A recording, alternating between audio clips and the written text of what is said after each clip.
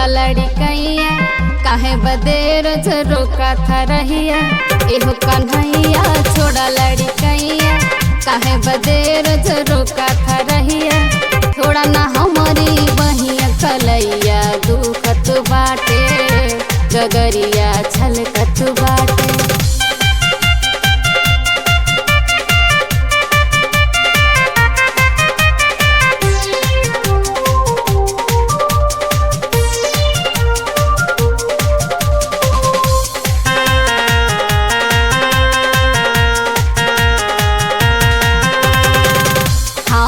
की सता के तू बोला कुछ पावा था।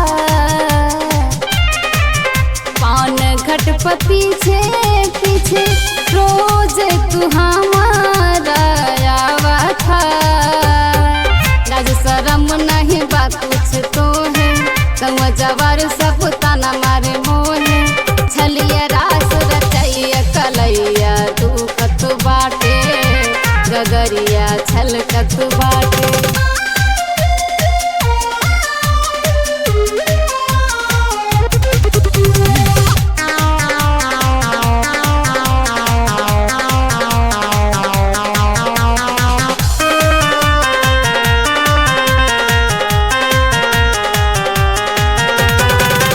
यमुना किनारे